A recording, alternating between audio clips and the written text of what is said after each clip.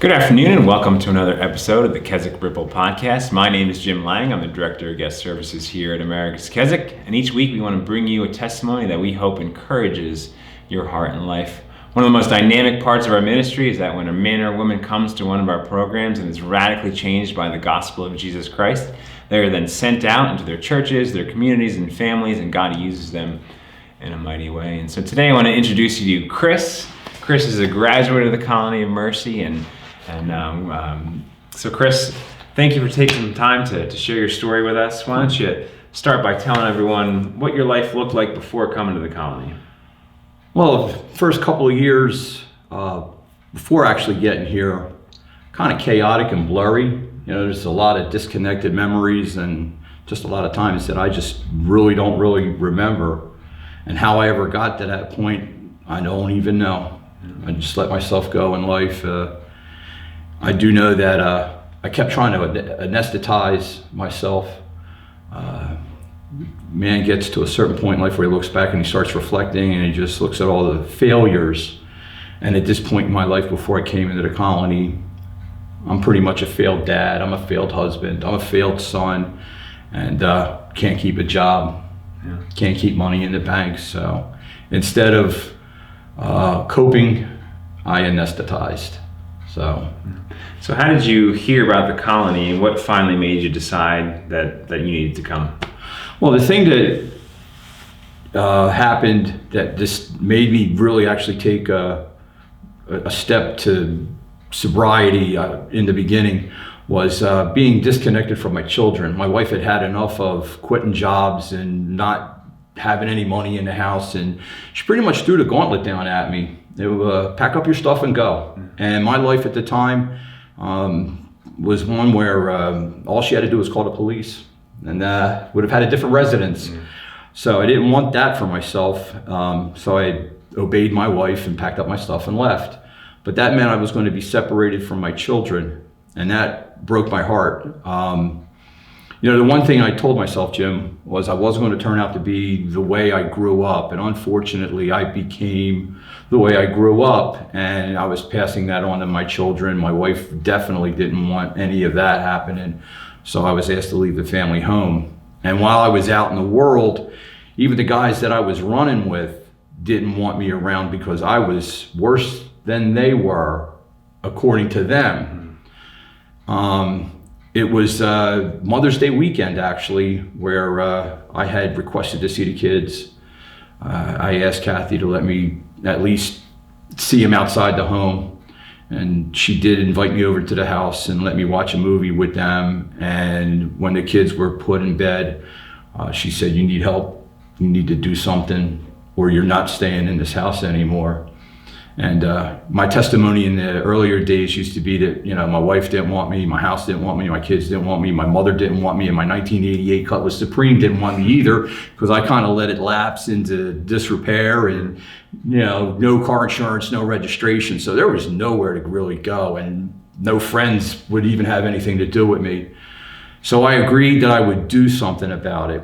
My sister-in-law, Desiree, had heard about America's Keswick, and the assistant pastor of the church that my wife was going to at the time looked it up on the internet, and the church was willing to come up with the initial $500 at that time to bring me through, and I agreed to it because I was going to make everything right with everybody else. I did not know what God had in store for me when I got here.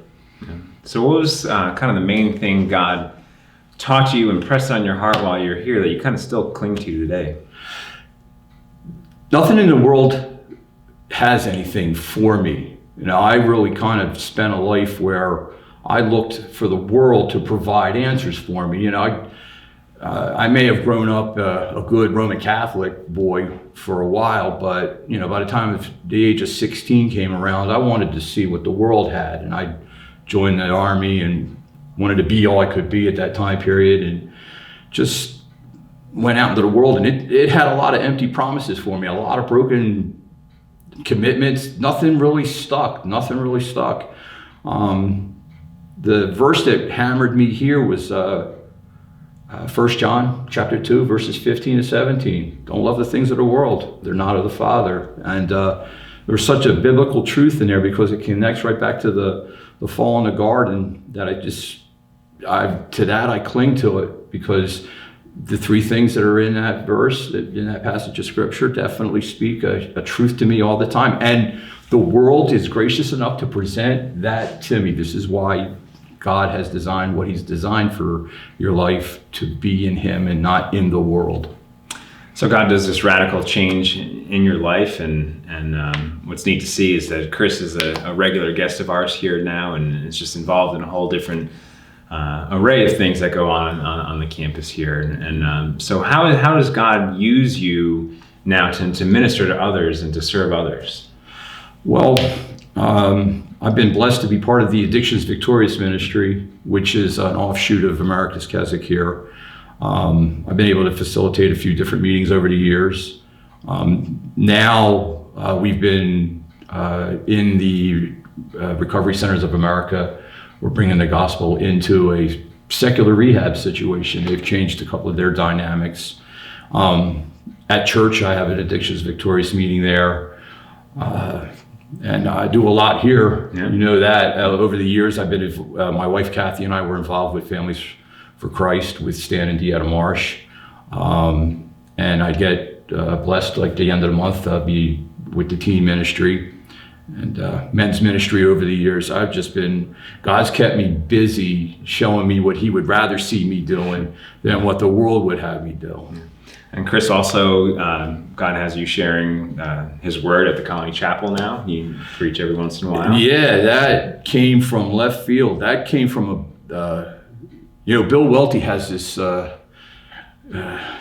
gift of timing with things. And I was really at a low point one day before going into work, and Bill had sent me a message and said, are you ready for the big stage? And oh wow, what's he talking about?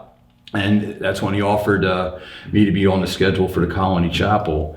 And I take that real serious, because I really learned a lot. Pastor Rawls, I was here when Pastor Rawls was living, and I learned a lot listening to him preach, and just to be in that Colony Chapel. I can give a testimony in the AC, or I could give a testimony here in Rawls Auditorium and be comfortable. I get in that chapel and it's just a different dynamic, and you know that as well. Yeah. Awesome. Well, more likely than not, there's probably someone watching today who's struggling with addiction. What would you say to them today? Don't stay stuck. Mm-hmm. Don't stay stuck. That's what kept me pretty much in bondage for a couple of years. I just stayed stuck. I didn't even know how to get out. I didn't, I was an island. I kind of would, for the lack of other words, I really felt like there was nobody come out to rescue me. And just don't stay stuck. You're gonna have to reach out to somebody sooner or later, where they're going to find you stuck. Yeah. Well, Chris, thank you for taking some time to share a little bit of your story. We hope Chris's testimony was an encouragement to you. If it was, hit the like button, share it on Facebook, and we will see you next week. Have a great day.